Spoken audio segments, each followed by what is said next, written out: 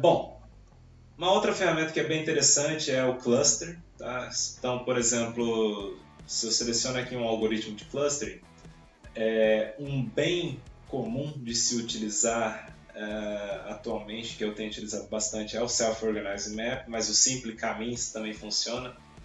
Normalmente as pessoas, vocês vão verem mais assim, o Caminhos mesmo, né? Então eu até aplico ele. E eu posso setar as mesmas configurações. Por exemplo, eu quero que ele faça um agrupamento de clusters em relação à classe, tá? Lembrando que clustering é uma forma não supervisionada, tá bom? Embora eu possa sim aplicar um teste, mas, clusterizar o meu conjunto de testes, mas é interessante mostrar ele para uma determinada classe, tá? Então ele rodou aqui o Caminhos, ele gerou 2 clusters, tá? Então ele não foi muito feliz na questão porque nós temos 3 tipos de plantas, né? Ele acabou selecionando 2, até, se eu não me engano, eu posso colocar aqui 3 clusters para eles, porque eu sei que tem 3 classes aqui. Tá? Tem uma outra série de informações, por exemplo, ele vai se basear na Euclidean Distance, né? Mas poderia utilizar Manhattan ou aqui não tem Mahalanobis, mas o mais comum é Euclidean. Outras, por exemplo, número de interações que ele realiza, né? E outras informações que vale a pena mexer. Eu venho aqui, deleto e rodo novamente. Tá? Então agora sim, 3 clusters, tá? E ele separou o meu conjunto de uma maneira não supervisionada. Então ele separou, lembra que a gente tinha 50 em cada uma, né? Ele colocou 61 no primeiro cluster, 50 no segundo e 39 no terceiro, tá? E aqui as classes, né? De como ele separou isso daqui, em função de cada classe. Então, se for ver, é como uma matriz mais bem errada, né? Digamos assim. Mas ele até coloca, né, número de instâncias incorretamente classificadas, né, foi 17 ao todo. Está um pouco estranho então a relação à matriz aqui. Mas a gente pode visualizar esse tipo de clusterização por aqui, ó, tá? E realmente parece condizente, né? Ele está dizendo o seguinte, ó, aqui estão o primeiro cluster de dados, tá? Que é, por exemplo, como se fosse a minha íris setosa. Aqui está o segundo cluster de dado, que é a minha íris versicolor. E aqui o terceiro cluster de dado, que é a minha íris virgínica. Só que percebam que tem a nuvem aqui, né, dos pontos, ela não é, ela dá uma misturadinha, principalmente nessas duas classes, digamos assim, tá? 1, 2 e 3. Então, isso provavelmente é um pouquinho ruim de separar, tá?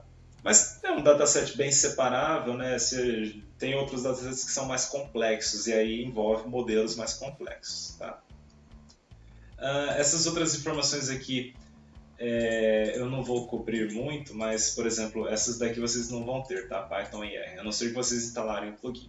Aqui ele permite meio que visualizar, né, como se fosse a correlação entre cada variável, tá? Então, se tiver uma alta correlação, vai ter algo similar a essa reta aqui, tá bom? Do x e do y bem próximos, né, uma da outra.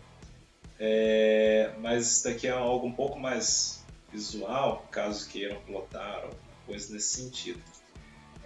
Associar eu não vou trabalhar aqui nisso porque a gente não tem utilizado muito nos nossos trabalhos. O que a gente tem utilizado bastante é esse aqui, Select Attributes, e aí a gente consegue dizer quais são os atributos mais relacionados àquela predição, por exemplo. Então, uma ferramenta que eu utilizo aqui, o Ranker, né?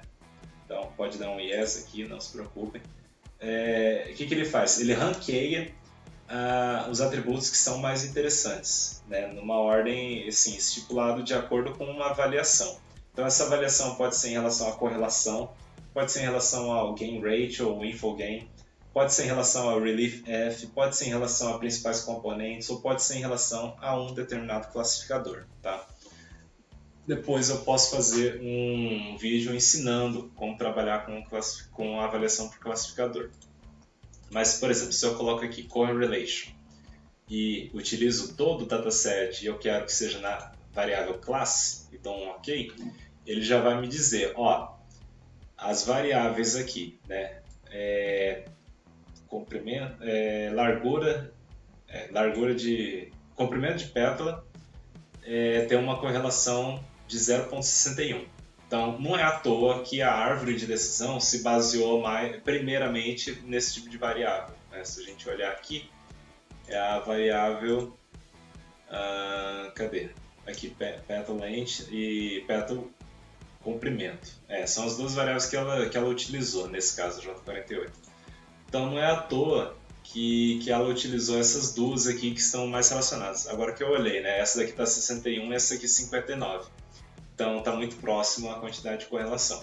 Mas nem sempre uma árvore de decisão vai seguir esse tipo de ranqueamento, tá? Por quê? Porque esses algoritmos eles trabalham de uma forma não linear e acaba meio que fazendo uma série de processamentos, de combinações que a gente acaba tendo dificuldades de entender como que eles chegaram em determinado resultado, tá? É, de um certo modo, uma caixinha preta, tá? Mas, enfim, é bem interessante utilizar essa ferramenta, por quê? Porque depois a gente pode fazer alguns testes. Por exemplo, vamos supor que vocês têm 100 variáveis e quer fazer uma redução desses atributos, né? Eu vou fazer um ranking primeiro para mostrar quais são os 10 ou 5 ou 20 elementos mais interessantes e aí rodar o meu algoritmo para ver se tem variação na performance ou não dele.